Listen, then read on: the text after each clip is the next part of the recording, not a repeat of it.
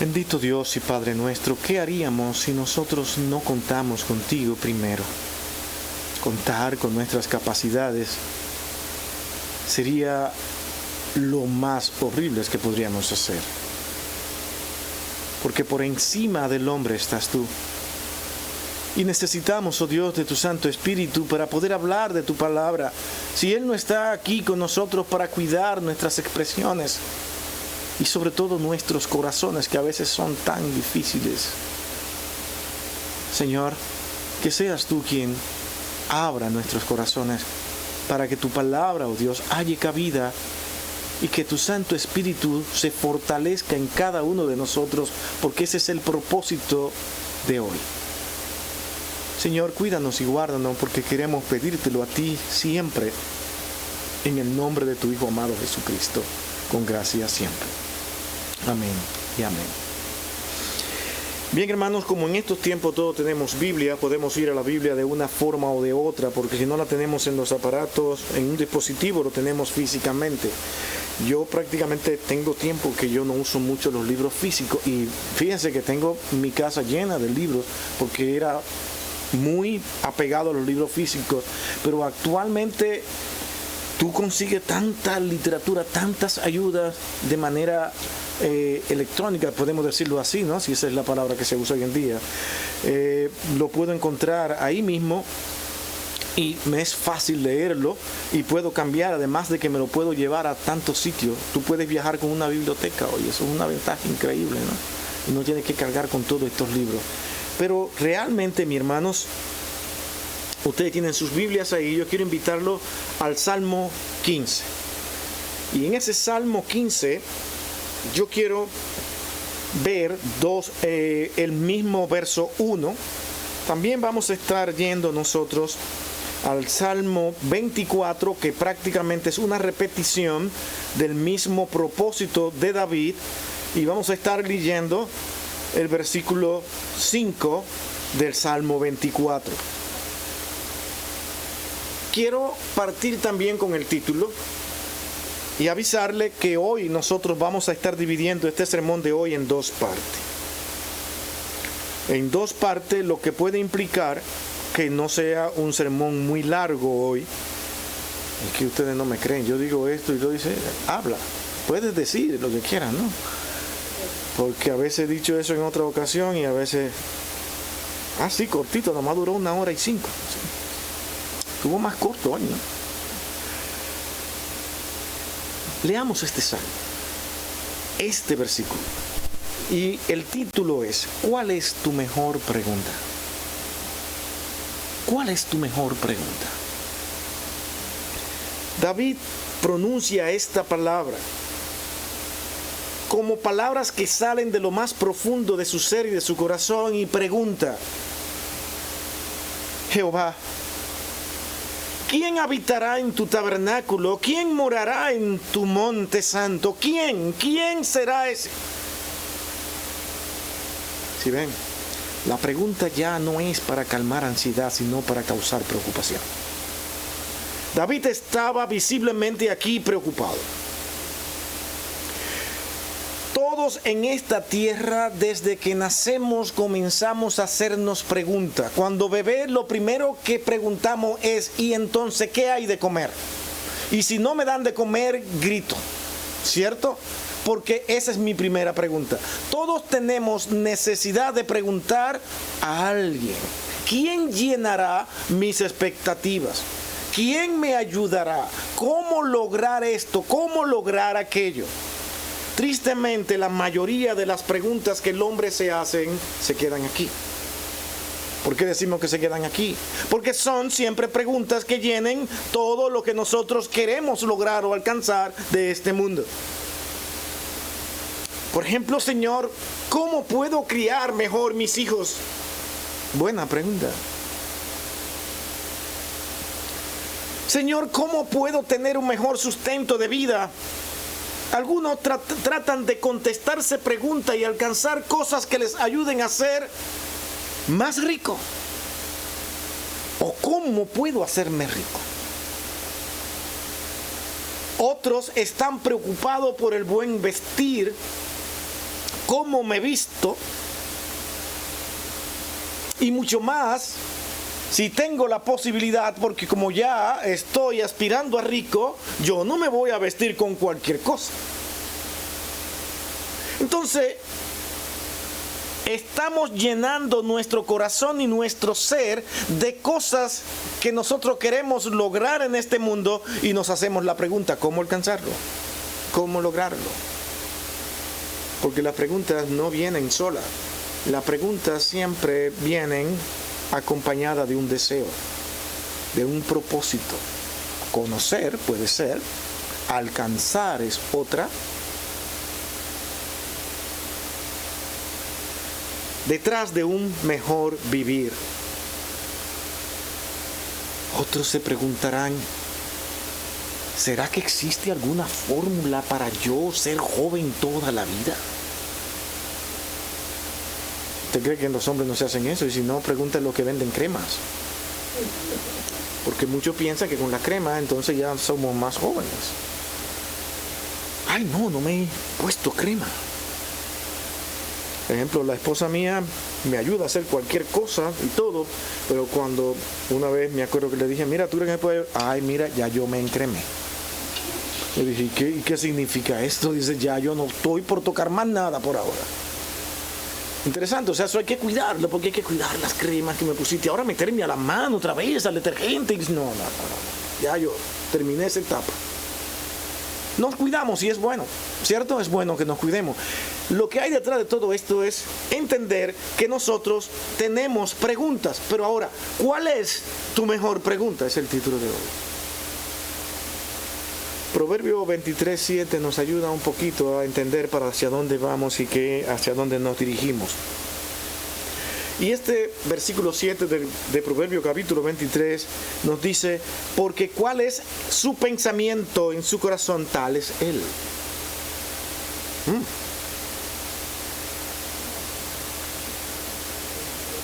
23:7. ¿Sí? Porque cuál es su pensamiento en su corazón, tal es él. ¿Hablando de qué? De que nosotros, cuando hablamos, cuando expresamos, decimos lo que somos. Una pregunta te puede a ti descubrir. Solamente una pregunta. Dice, ¿cuánto no le ha tocado ver esto? Por lo que preguntaste, ya yo sé hacia dónde tú vas. Ya yo sé lo que tú persigues, ya yo sé lo que quieres, por tan solo una pregunta. Las preguntas tienen la habilidad o la capacidad de abrir nuestro ser.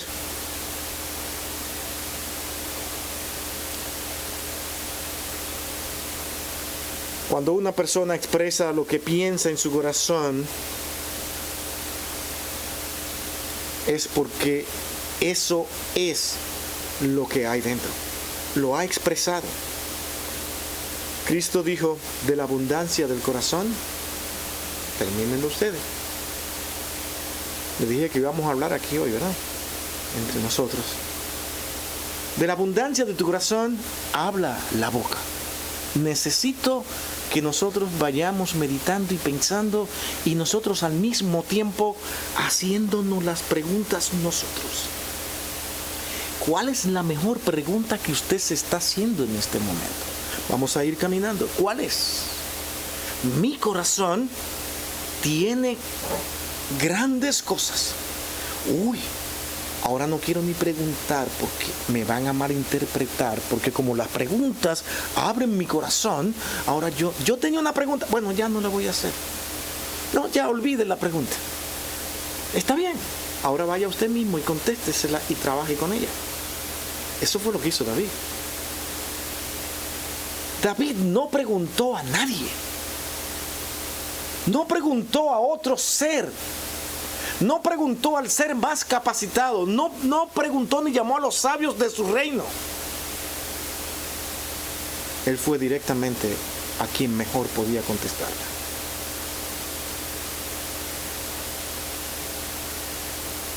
David es una persona que tenía varias interrogantes, y lo vemos a través de los salmos. Y cada una de esas interrogantes estaban yendo hacia arriba. En una ocasión dijo: Señor, es que contra ti solo he pecado y he hecho lo malo delante de tus ojos. David entendía que su problema, todo lo que pasaba, tenía que ver con Dios. Todo lo miraba alrededor de lo que Dios creía, de lo que Dios pensaba, de lo que Dios podía hacer y lograr. Porque si había alguna dificultad en su medio ambiente con su reino, el único que podía solucionarla era Él, era Dios, no más nadie. Todo lo contrario a lo que nos está pasando en este mundo. Los gobiernos no piensan en que Dios puede solucionar nada, sino que al contrario, cambian todo lo que viene de Dios para traer una nueva forma de vivir, cambiar un mundo que ellos dicen que ya no es necesario seguir viviendo. Que estamos muy pasados, muy anticuados, necesitamos hacer una transformación. Y vamos detrás de eso, Pero para eso hay que cambiar todo lo que signifique normas divinas. Hay que cambiar todo lo que venga de Dios. David no lo veía de esa manera. Ahora Dios dijo: ven este hombre. ¿Saben quién es David? En Hechos 13:22 encontramos que se habla de David como lo que Dios pensaba de él. Este es un hombre conforme al corazón de Dios. ¿Y qué es tener el corazón de Dios? ¿Sabe lo que es tener el corazón de Dios? Entender que nada ni nada puede ser solucionado sin Dios. Nada. Ni aún el crecimiento de una iglesia local, nada. Nosotros podemos hacer miles de actividades y podemos llenar estos bancos aquí. Y sin embargo, eso no quiere decir que eso sea la iglesia de Dios. Porque la iglesia de Dios, como veíamos esta mañana, es la iglesia de Dios. Qué difícil de contestar, ¿no? Pero la iglesia de Dios la conoce Él, no nosotros. ¿Sí ven? Podemos tener una inmensa cantidad de personas y allí está la iglesia de Dios. Pero si Dios la saca, usted va a ver, pero ¿y todos los demás? No, es que esta es la iglesia de Dios, la que yo saqué. Entonces la preocupación es la misma. Señor, ¿quiénes serán esos que habitarán en tu tabernáculo santo? Esa es la pregunta válida de David. David caminaba pensando en lo que Dios pensaba. No en lo que la humanidad, no en lo que el sabio pensaba. Era más fácil ir y preguntar a cualquiera que tuviera conocimiento. Tal vez llamar a uno de los profetas, a uno de los que Dios estaba utilizando para transmitir su verdad. Y mi hermano, créame, que si hay algo difícil de estudiar con respecto a la cultura, es ir al idioma hebreo. El idioma hebreo es sumamente complicado. ¿Por qué? Tenía pocas palabras. Ellos expresaban sus pensamientos en base a lo que tenían cerca.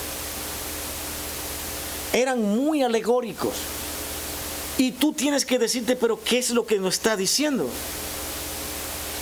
¿Quién habitará, por ejemplo, en tu monte santo? Hay un monte aquí.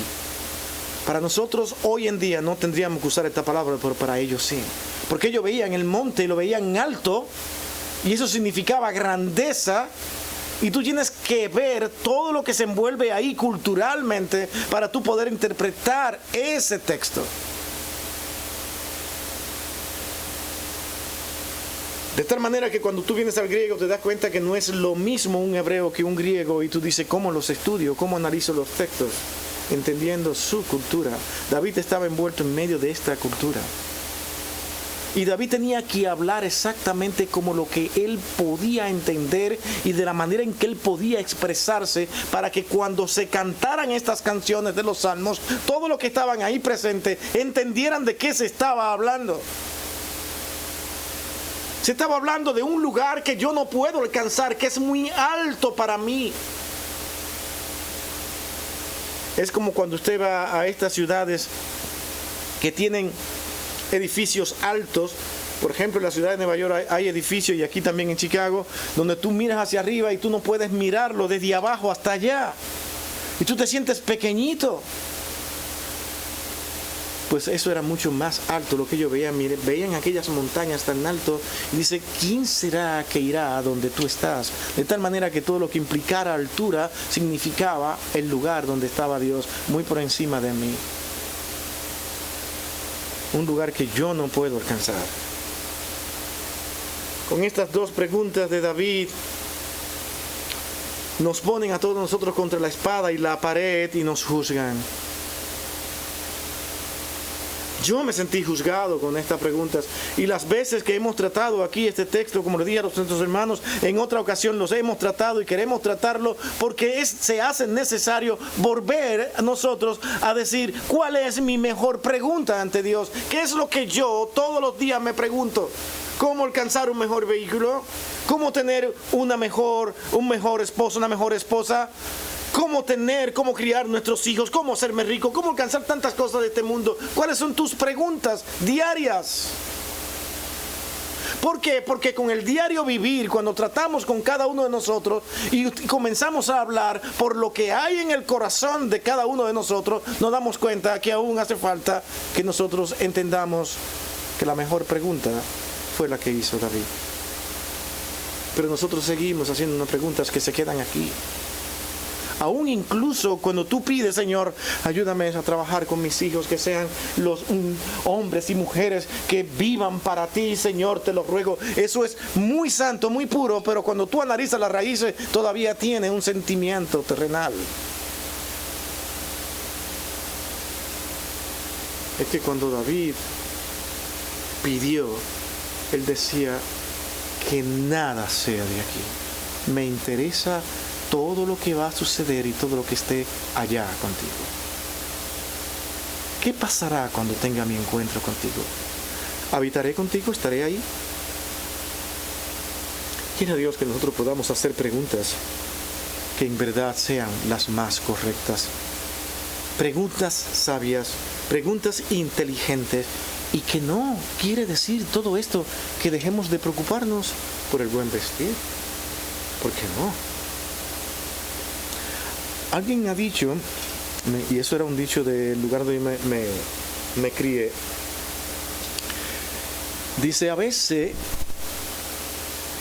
es más importante la limpieza que el que viste bien, porque el que viste bien puede no ser muy limpio, y el que viste no tan bien es limpio.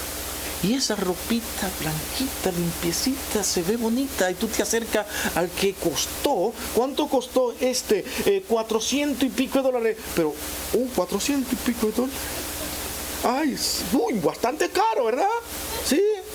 No quieres estar ahí, ¿no? Entonces a veces es más lo que es puro, lo más limpio, que lo que las personas puedan ver. ¿Sí se entiende? Es preocuparnos por lo más importante que por las apariencias, lo que el mundo pueda ver, que es lo que a veces a nosotros nos interesa tener, manifestar, dar a conocer, y nos perdemos en lo más importante. Jehová, ¿quién habitará en tu tabernáculo y quién entrará en tu monte santo? Fueron las preguntas de David.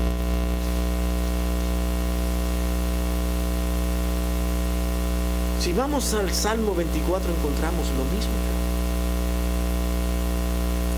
¿Quién subirá al monte de Jehová? Ahora ese monte santo es el monte de Jehová. Es el mismo David. ¿Y quién estará en su lugar santo? O sea, a ese tabernáculo que David presenta en el versículo 1 del capítulo 15 es un tabernáculo, y al mismo tiempo ese tabernáculo es el lugar donde habita Dios, donde Dios está presente. Eso es el tabernáculo, lugar de Dios. ¿Quién será el que estará ahí en ese lugar? Y nos seguimos nosotros preguntando y haciendo la pregunta, ¿yo estaré ahí? Entonces veo, como ya dijimos, yo examino mi corazón y aquí entra el problema. ¿Por qué va a entrar el problema? Hermano, porque usted y yo nos queremos más que nadie. Y nosotros vamos a justificar todo lo que hacemos como lo mejor del mundo. Y cuando vemos que fallamos, nos vamos abajo. Ay, ¿por qué fallé si yo soy tan bueno? Ese es el problema. Yo soy tan bueno, no admito que he fallado. Mira cómo está mi corazón, Señor, ayúdame. Yo me voy a tratar con mucho cariño, con mucho amor, porque yo me quiero mucho. ¿Cierto? ¿No es eso lo que hacemos nosotros cuando nos hacemos un análisis? Hermano, la invitación es aquí a que cuando usted examine su corazón en este momento, no trate de ver como cosas que usted puede justificarlas, sino como cosas que deben ser condenadas. No se tenga misericordia, es lo que estamos diciendo acá. Porque cuando yo no me tengo ese cuidado de ver que en verdad te estoy fallando, ¿sabe qué es lo que va a pasar? Que voy a seguir caminando exactamente igual y voy a esperar que los demás a mí me entiendan. ¿De dónde usted cree que está en la palabra cuando alguien te quiere corregir? Que usted siempre dice, el problema es que tú no me estás entendiendo. No lo dice con ese cariñito así, ¿no? Pero normalmente es eso lo que están diciendo. Es que tú no me entiendes, te lo suplico, me entiendas, entiéndeme. Porque yo soy muy bueno. No, no eres bueno. Ni usted ni yo. Mi corazón me engaña. ¿Por qué? Porque Él mismo se da a conocer cuando yo comienzo a actuar, a hablar, a medir las cosas, cómo me expreso, cómo hablo. Mi corazón va tras otra, mientras tú quieres llevarlo por otro lugar, Él va por otro sitio. Si Él va por otro sitio y tú quieres otra cosa, entonces no lo consientas. Es lo que David quiere que nosotros entendamos. Hay que leer todo el Salmo para darnos cuenta de qué está hablando. Por eso dije, hermano, que para leer solo un versículo tiene que ver todo tu contexto, todo lo que hay, la expresión, la cultura hebrea, que es difícil. Es muy difícil en la manera en que ellos hablaban. Y se lo digo porque me ha tocado involucrarme en este asunto de lo que son todos los hebraísmos. Esos hebraísmos son complicados. Hay momentos en que te dan deseo de abandonar y dicen, no, ya no más, gracias Señor porque me salvaste, no hay problema, yo no quiero más, pero tengo una responsabilidad con ustedes.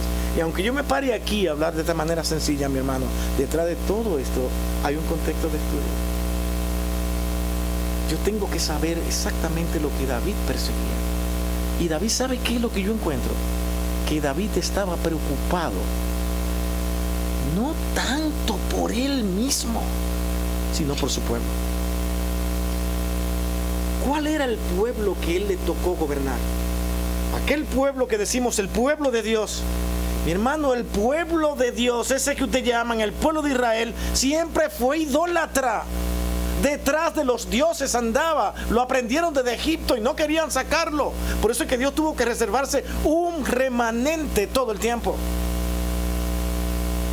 Y David veía aquel pueblo y sabía el corazón que él tenía para Dios, el corazón como el de Dios, como lo llamó Dios, y veía aquel pueblo y decía, pero pueblo, ¿qué es esto? ¿Qué es lo que yo gobierno? ¿Quién será lo que van a habitar ese tabernáculo? ¿Quiénes serán los que irán? David posiblemente, que por estar muy involucrado en los asuntos estadísticos, no tenía el tiempo para ver quién era y quién no era. Él se veía a él y veía a un pueblo en su generalidad todavía yendo a altares para adorar dioses. Fabricarse imágenes. ¿Quién habitará en tu lugar santo? ¿Quién?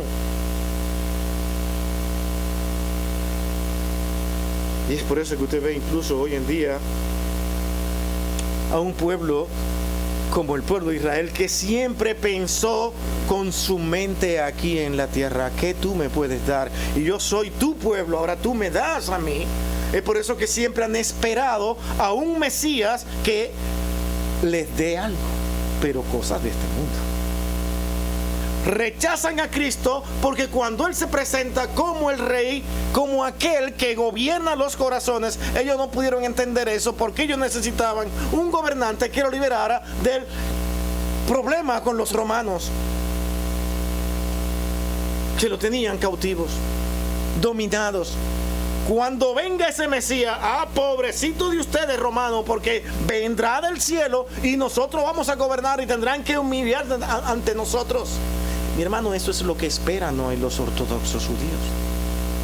Por eso rechazaron a Cristo.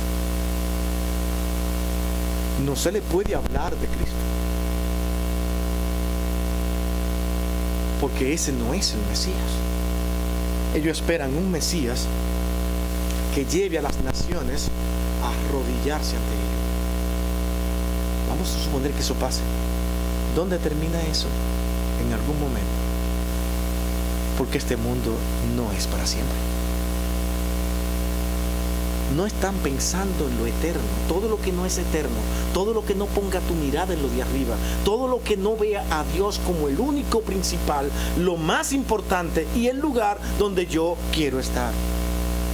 Señor, no tengo un pueblo, ese David, que te esté buscando a ti. ¿Cómo llevar a este pueblo a que te sirva? A que entienda que el valor de las cosas no está en este mundo, sino en tu lugar santo, en tu monte santo. ¿Quién será entonces, Señor, el que subirá hasta allá?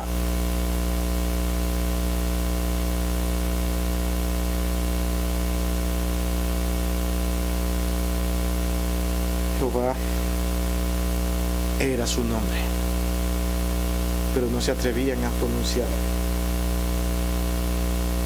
Un nombre que solamente podía definirse con atributos, porque no hay un nombre. ¿Quién eres tú? Había que referirse a Dios con atributos, de tal manera que al traducirlo, aquí estamos nosotros traduciendo con la palabra del siglo VII, cuando se le añadieron vocales, para luego nosotros poder entender de qué estaba hablando David aquí. ¿A quién se estaba refiriendo?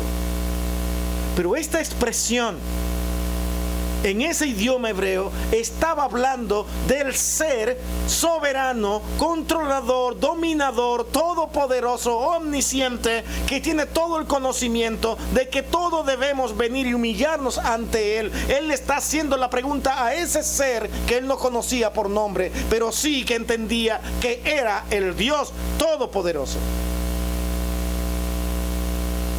Creer en un Dios de esa manera y creer que Él es dueño y Señor de su vida es la actitud que toda persona que hoy diga yo soy cristiano, porque Cristo está unido a ese mismo Dios que clamaba David, porque es la misma hilaridad, es el mismo ser, es el mismo propósito, de tal manera que ser cristiano es creer que yo creo en un Dios que es todopoderoso, que lo llena todo en todo, y que mi Dios no es cultural, sino que es un Dios eterno.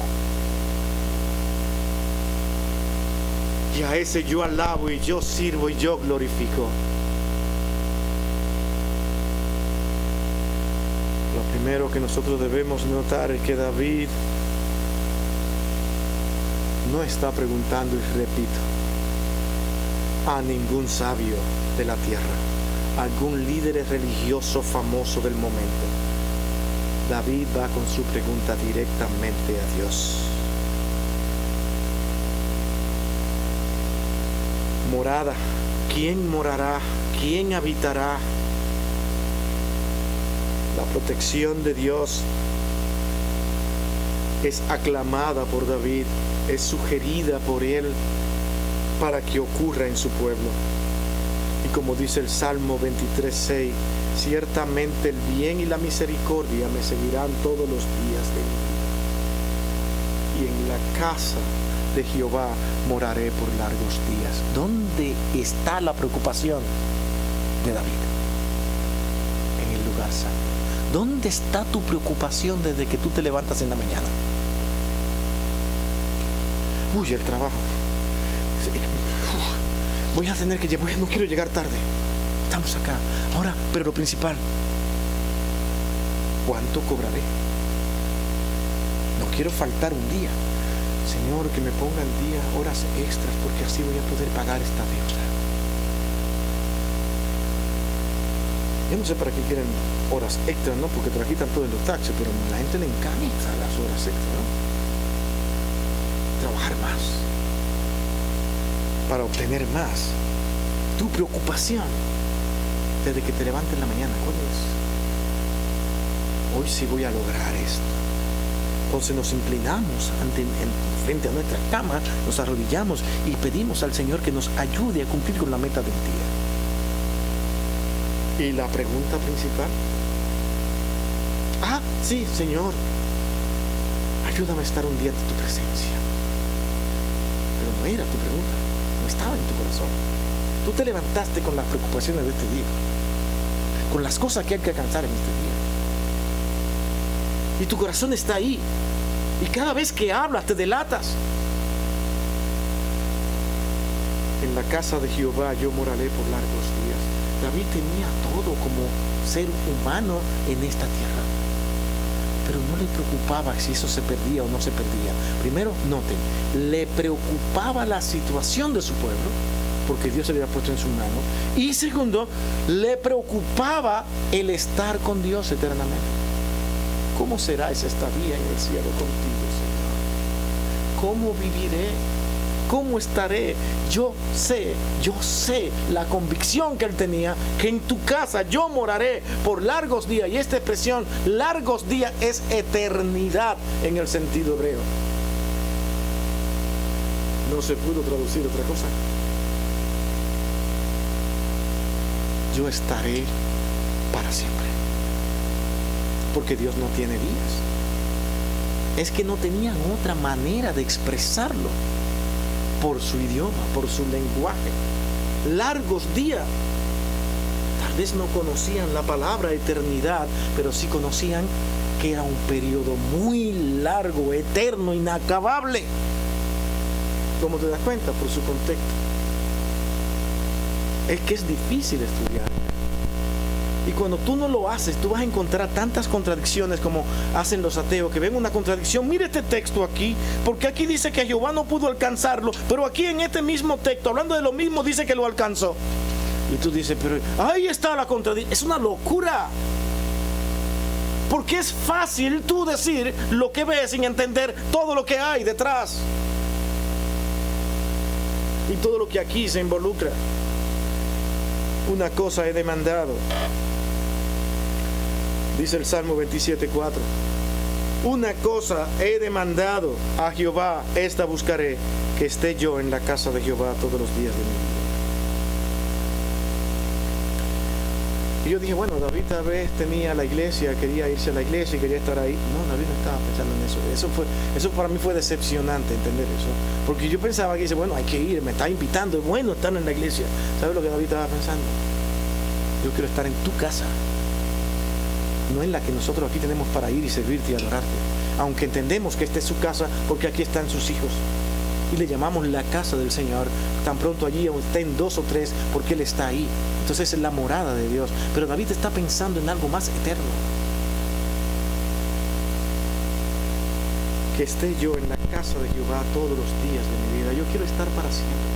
Yo no quiero estar por momentos, porque en este momento, lo que yo vivo aquí, yo no lo puedo hacer, porque tengo muchas preocupaciones estadísticas, muchos problemas que resolver, muchos vecinos que quieren destruirme como nación, que quieren destruir este pueblo, y tengo que ver qué hago para que eso no pase. Hay muchas cosas que arreglar, las finanzas, el dinero que tenemos para las batallas, para la guerra, porque David fue un hombre de mucho derramamiento de sangre, tristemente, pero fue así. Por eso no pudo construir el templo. ¿Se acuerdan de eso? Y tuvo que construirlo Salomón, que no fue el mejor, pero fue lo que Dios le permitió que hiciera. Cosas de Dios que yo no entiendo, pero Dios sí la entiende. Que esté yo en la casa de Jehová, esa fue la preocupación de él. Tabernáculo es el símbolo de la presencia de Dios. Eso es lo que yo veía cuando mencionaban esta palabra. Tabernáculo. Traducir esta palabra fue difícil. Por eso lo vas a encontrar como morada, como lugar santo, como monte, porque para ellos el tabernáculo, el lugar donde Dios está, es inalcanzable, es muy alto. Por eso lo ponían como el monte, porque ellos tenían que ser obligatoriamente alegóricos y tenían que buscar cosas que tipifiquen lo que quieren decir.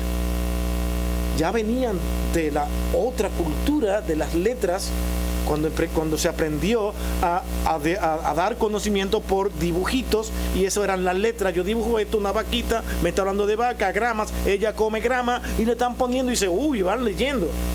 Entonces, ya traer eso un poco más organizado, como fue el idioma hebreo, entonces ahora tienen todavía, por la deficiencia, tienen que seguir mirando tipificaciones. Cuando usted entiende eso, ahora va a ir entendiendo con más comodidad lo que es estudiar el Antiguo Testamento. Tenían que ver ese lugar inalcanzable como ese monte que ellos veían todos los días y decían, ¿quién llega ahí?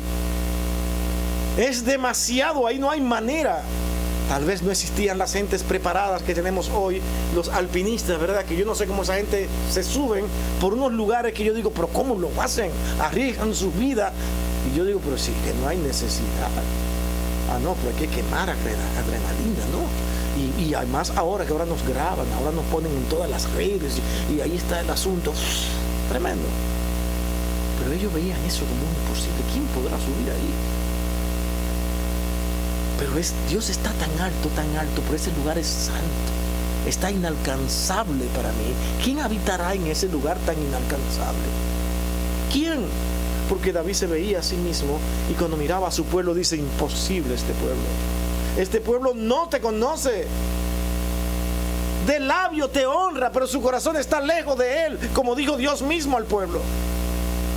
De labios me honran, pero su corazón está muy lejos de mí. ¿Por qué? Porque Dios ve tu corazón. ¿Tú crees que Dios ha cambiado? Dios no está mirando lo que tú me estás diciendo a mí. Dios está mirando lo que realmente hay dentro de ti. ¿Se entiende? Y esa era la preocupación de David. David tenía que ver eso todos los días. No hay quien viva aquí. Este pueblo es horrible. Este pueblo no te ama. Pero allí iban a llevar sus corderitos y lo ponían, cumplían con los ritos y todos. Me imagino que muchos iban y llevan este cordero a ver si es verdad que él me va a escuchar. Ahí está tu cordero, perdóname. Y tal vez buscaban el que no tuviera muy sano porque hay que cumplir. El ser humano no ha cambiado, es el mismo. Los seres humanos tratan de vivir por las apariencias, igual que aquellos que daban grandes ofrendas más que nadie. ¿Para qué? Para ser vistos. La dejaban caer de alto para que la vieran. Que no es como hoy.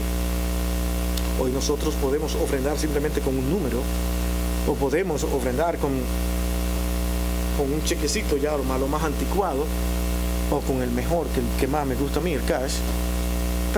No. Pero realmente casi no va a haber ningún joven. Tú le preguntas a un joven por un cash y dice, ¿qué? No tengo nada. Pues no lo utilizan. Somos los viejos que estamos utilizando cash, somos anticuados todos nosotros, ¿no?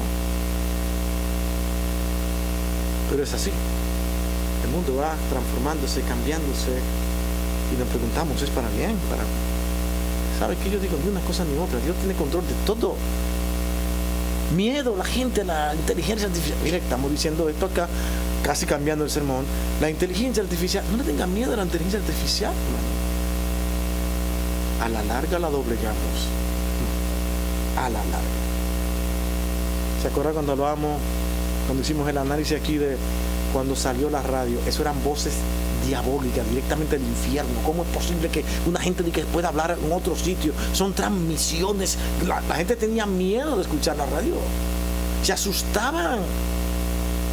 Yo me puse a ver todo eso, pero eso fue verdad. Se asustaban. Hasta que la radio vino a ser un mecanismo para bien. De informaciones, de todo. Ya la gente se acostumbró. La ciencia sabe mucho. Ya yo no sé ni cómo lo hicieron, pero está bien. La gente debe preocuparse por eso. Pero ahora estamos pensando en la singularidad de esa robótica, de que ellos mismos se manejen, de que ellos mismos no se van a funcionar como usted cree. ¿Saben por qué? Porque nunca tendrán el elemento que usted y yo tenemos. ¿Sabe cuerpo? Emociones. Las emociones lo convierte en un aparato. Mi hermano, usted agarra a ChatGPT y lo pone a decir la información que usted quiera. ¿Sabe por qué? Porque son datos. Solamente está en que usted le sepa hacer bien la pregunta. Por eso es que ChatGPT complace a todo el mundo. Y todo el mundo queda contento. Ahora, si le hiciste mal la pregunta, es como cuando únicamente teníamos Google.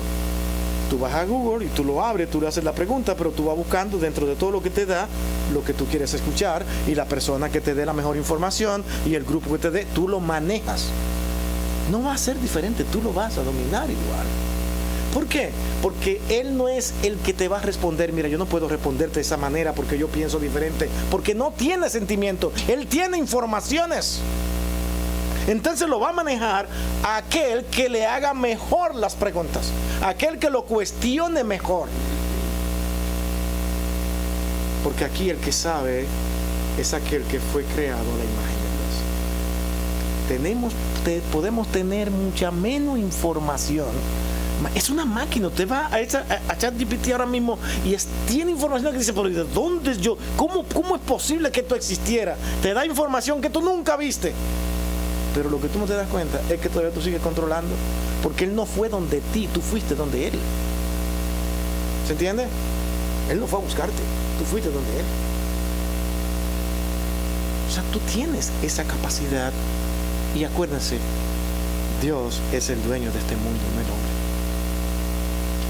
Con esto del avance de toda esta ciencia, los hombres piensan que un día van a controlar el mundo y ya Dios no va a hacer falta.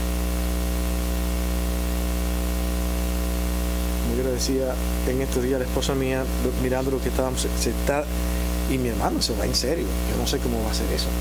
Y es el asunto de la teletransportación, con todo lo que tenemos en el ambiente, con todos los mecanismos que hay, que tú te puedas teletransportar.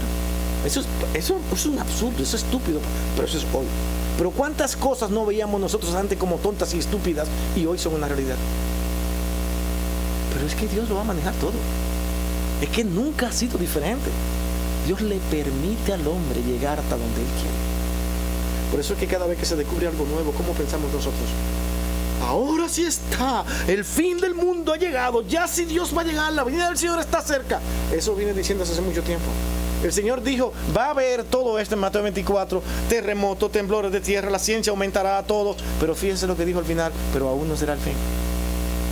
¿Por qué? Porque el fin lo conoce solamente Dios, no nosotros. Son solamente señales. Y una señal no quiere decir que ya tú llegaste. Tú vas manejando en la carretera y ves una señal y dices, uy, ya llegué a la señal, ya llegué. No, te faltan 20 kilómetros. Es solamente una señal. No has llegado. ¿Se entiende? Ese es el asunto. Entonces, eso es lo que significa señal. Entonces, no es el fin. Nosotros nos encanta hablar y decir, es que ya sí, ya Señor, tu venida está cerca. Mi hermano, no va a pasar hasta que Dios no quiere, porque será como ladrón en la noche, en cualquier momento llegará y tú no sabrás. ¿Cómo es que tú estás adivinando? Y a todo esto, puede ser esta noche, pero yo no lo sé. ¿Se entiende? Porque el Señor no me abrió las puertas para decirme, ya sí.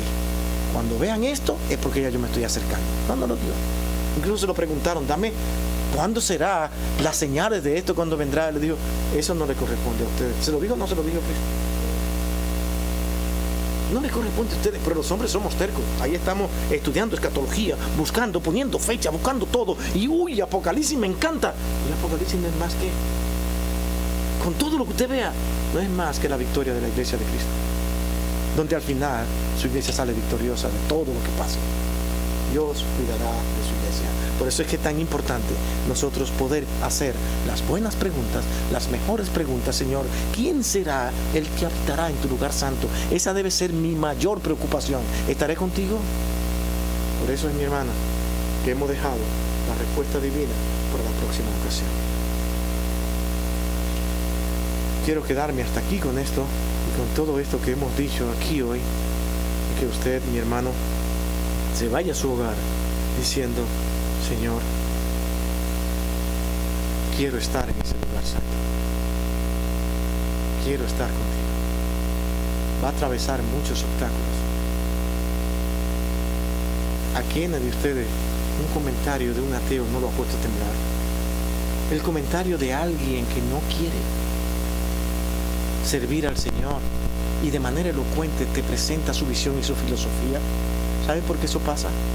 Porque tú has dejado de hacer la pregunta correcta. Cuando tú le pidas eso a Dios y pidiéndoselo todos los días, nada ni nadie te podrá separar del amor de Cristo, como dijo Pablo. Esto no es un invento. Las direcciones están ahí. El problema es que tú no quieres hacer lo que Dios te dice. Aún sea creyente, llamado por Dios, vas a temblar ante los comentarios de aquellos que no aman a Dios. ¿Por qué? Porque eso solamente dirá una sola cosa: me estoy alejando de Dios. Cuando te alejas de Dios, eres vulnerable a cualquier cosa.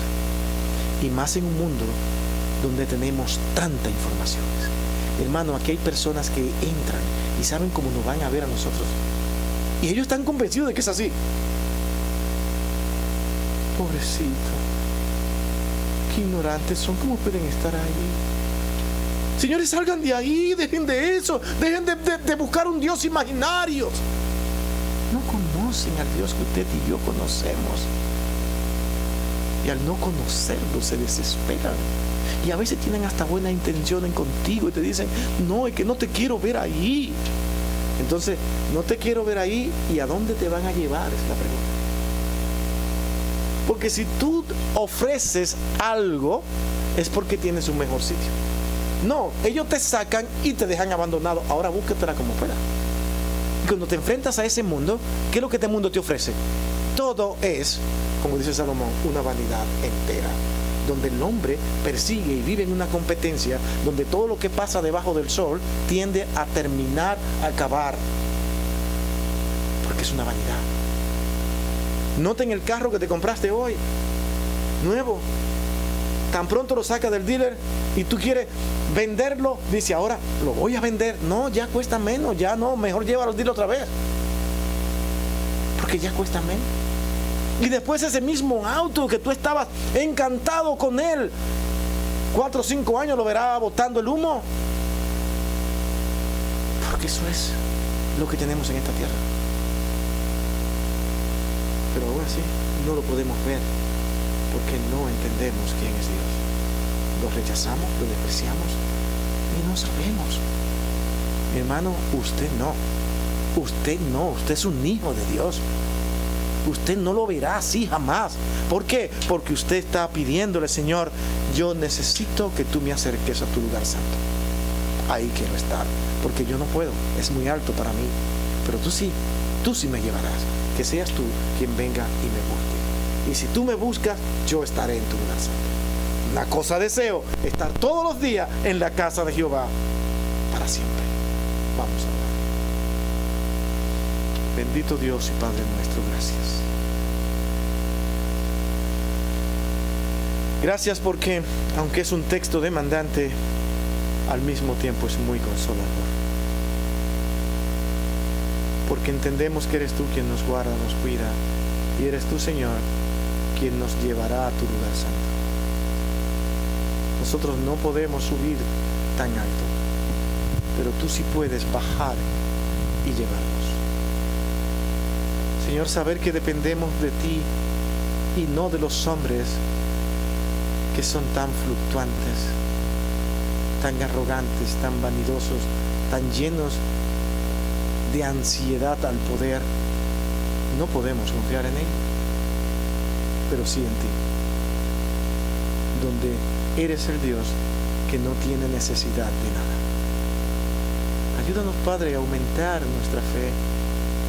Y sé que lo que hemos hablado en algún corazón ha de caer. Tal vez algunas dudas, tal vez ansiedades que hoy pueden desaparecer porque tú lo haces. Y es lo que te pido, Señor. Esas preguntas, esas ansiedades, preguntas que no podemos responder, que seas tú, Señor, quien las evalúe, las contestes y nos enseñe a hacer mejores preguntas. A hacer la mejor pregunta, la pregunta que tú podrás decir, bien hecho, buen siervo, contestaré. Gracias, Señor. Gracias por contar contigo, porque te lo pedimos en el nombre de Cristo.